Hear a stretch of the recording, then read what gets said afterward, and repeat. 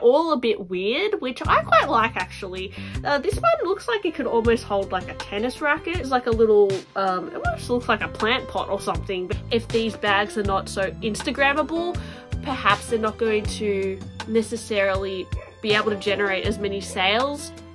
Hey guys, welcome to my channel. I'm Jess. If you enjoy shopping and handbag videos, please like and subscribe to my channel if you haven't already. I wanted to talk about some Bottega Veneta bags today. Now, I know Bottega Veneta was super hyped during the pandemic because Daniel Lee changed Bottega in a way. He invented all these new bags like the pouch, the cassette. They were, as you guys know, like so popular.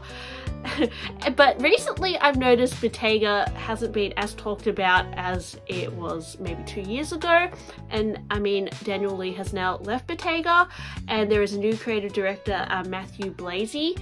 Now, what's interesting to note that if you love Daniel Lee, he's actually going to be the new creative director of Burberry starting next week. So it'll be really interesting to see what Daniel Lee does for Burberry and what designs he does in terms of the handbag department, which I don't know guys, I'm very curious about like what handbags he's going to design for Burberry, because Riccardo Tisci, probably his best hit was the Givenchy Antigona. He also designed some bags for Burberry like the Lola and the TB bag. So I'm curious to know if Daniel Lee's bags will be a bigger hit at Burberry as they were at Bottega. I mean, since Daniel Lee has left Bottega, I'm not sure if the sales have gone down, because I know when he started at Bottega, things were selling out. The sales associates there had to literally take pre-orders for bags. Like they just didn't have any stock. Like stuff was just flying off the shelves. And now recently, I don't think it's that hyped anymore.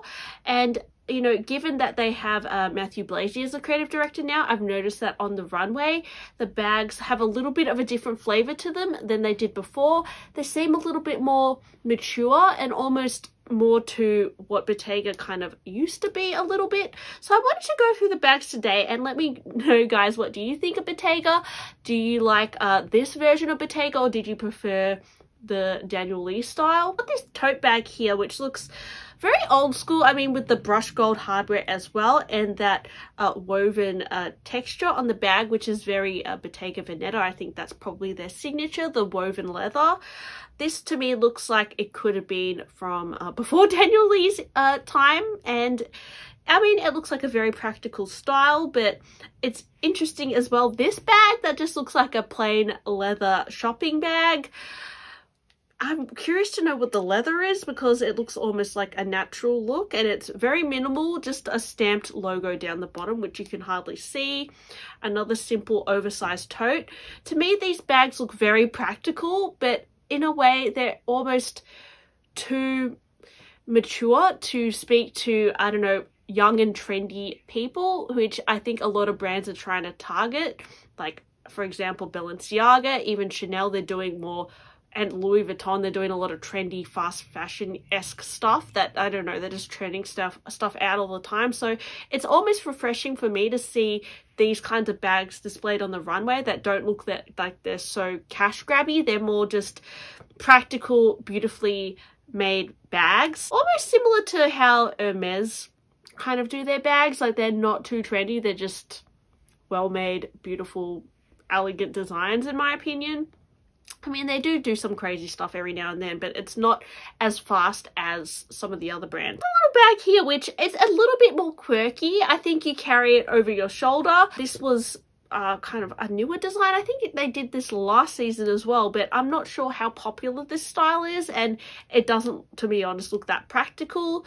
Got another like net bag here, which actually this net bag trend I think is something that is becoming more popular as well. I know Longchamp have been doing these net bags, which one of my friends, B, hi B if you're watching, she got that one recently, and I actually saw Kat L as well get this net bag. So I feel like if you want this look, I definitely recommend Longchamp. But Bottega, I mean, they've they've done it as well. It's interesting to see that they're also doing the double bagged look. I've seen this a lot on many runway shows. I mean, Versace, Fendi, Chanel, they're doing multiple bags at once, and Bottega is doing the same. They've got like the more of the shopping bag underneath and then more of a structured top handle bag on top.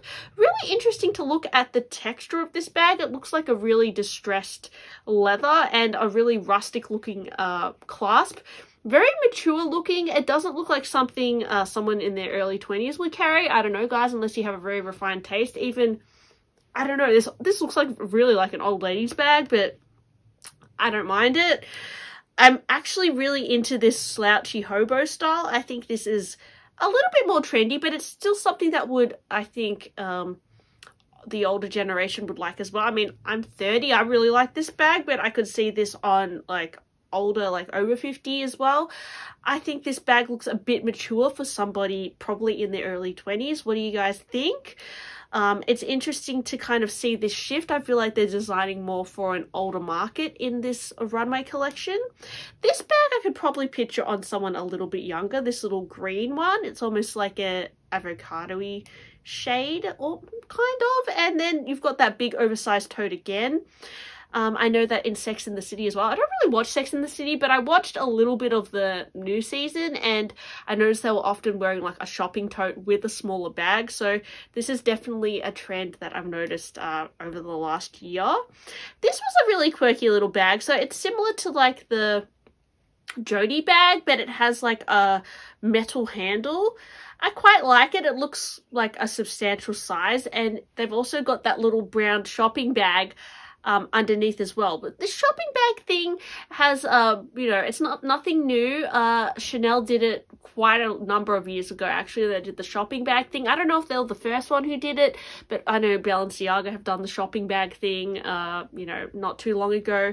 But this is a really refined down shopping bag. This literally looks like a paper bag. So it'll be curious to know if this, I mean, this is a little bit more trendy, this paper bag idea, but I wonder if it will fly with the people on Instagram. Not that they're like necessarily the goal in fashion to be like people on Instagram, but I mean, Instagram and social media is how these brands really make the money. And if these bags are not so Instagrammable, perhaps they're not going to necessarily be able to generate as many sales to younger people, but to older people who have a lot of money, I think this collection looks very elegant and low-key. I quite like this elegant clutch bag as well in the long style. It looks very classic. We've got more of a slouchy bag here that she's holding like this. Yeah, it's really gorgeous. I personally really like it. I love all the craftsmanship. You can see all the woven leather and that really supple looking handle up the top. I think this one you can wear on your shoulder, and it's like two bags, like one in the front, one in the back. I don't necessarily love it, but kind of goes with her whole outfit. You've got that weird like shoulder bag thing again. Oh, okay, so this one looks like a bigger kind of woven shoulder bag. This one is really nice, especially with that big gold ball, and she's paired it with that shopping bag again. Another saggy sack of a bag. So this is kind of similar to the pouch that Daniel Lee did, but it just has a little bit more details to it, and it's almost more, has a little bit more elements to it, like the top bit, and it's even more oversized than the pouch. It's like a really big, like oversized sack, like a little scrolled up paper bag or something. Hobo bag as well. I mean, this is giving me the same kind of vibes almost as the Chanel 22 in that like shiny calfskin material. We've got more of a structured bag here, which is really different. I've never seen anything like this before. Bit of a more of an architectural look to it. Not sure how popular that one will be, but it's very interesting. This one is quite cute. This is like a little, it almost looks like a plant pot or something, but it's like made out of knotted, looks like it's knotted leather. Yeah, obviously not a really practical bag, but interesting design. I mean, the thing I appreciate about all these bags is all the weird shapes and textures that feature throughout this whole collection. Like, they're bags that we haven't really, they're not really boring bags. Like, it's not just your typical flat bag or your typical top handle bag. Like they're all a bit weird, which I quite like actually. This one looks like it could almost hold like a tennis racket or something. This, oh, what is this, guys? Like this is really strange. I wonder how it opens because it has like a flap in the front. I wonder if that's the opening of the bag. And oh, actually this one here, it looks like it's almost made out of like wicker basket, and then it looks open in the front, so it looks like you could just throw things inside it. Yeah, you've got like a backpack style here. The weird kind of interesting color. It's like a bright orangey red. Yeah, guys, I'm not sure how this bag is gonna fly, but what do you think? I wonder if this is a real exotic alligator as well. I quite liked this green. I'm definitely for myself. See, this is the bag that you throw over your shoulder. I'm not sure if that's going to be a hit, but yeah, this one with the little metal handle was quite cool. But I don't know if this is just a top handle bag, because I feel like on your shoulder that would kind of hurt a little bit. You've got like a simple alligator clutch bag. I mean, that looks bougie as, like, this is just really rich lady like vibe here.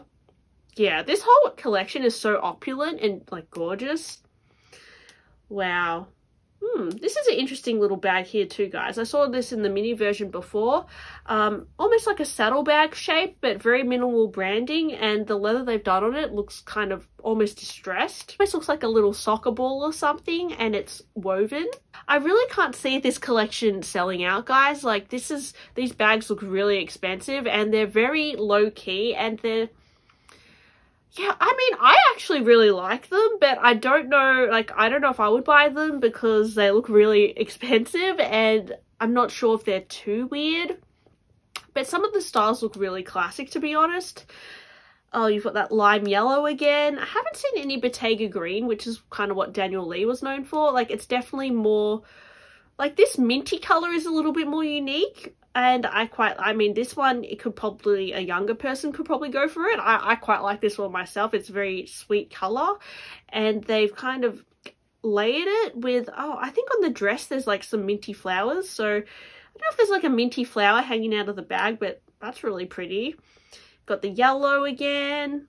Yeah, so it's interesting to see if this will be a successful collection. I imagine that I can't see any of these being super hyped, but what do you think, guys? Do you think people are going to start going for these more low-key bags? Because actually when you look at them, they're actually quite weird, a lot of them, but they're almost not as recognizable as some of Daniel Lee's maybe designs, because I feel like Daniel Lee, like, he had the cassette and then, like, say the Jody, they were almost a little bit more simple and easy to understand, and the colors were a little bit more fun. But this collection, they've got, you know, burgundy, and they've got like the yellow and then like the darker colors.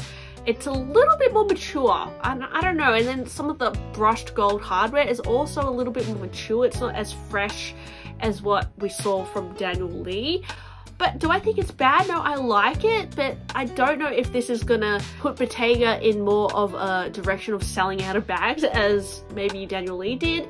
But I might be wrong. I don't know, guys. And it doesn't mean it's a bad collection. I just don't see it being as hyped as what Bottega was maybe a year ago or 2 years ago. What did you like from this collection, guys? Would you buy any of it? Let me know, and thanks for watching, and I'll talk to you on my next one. Bye!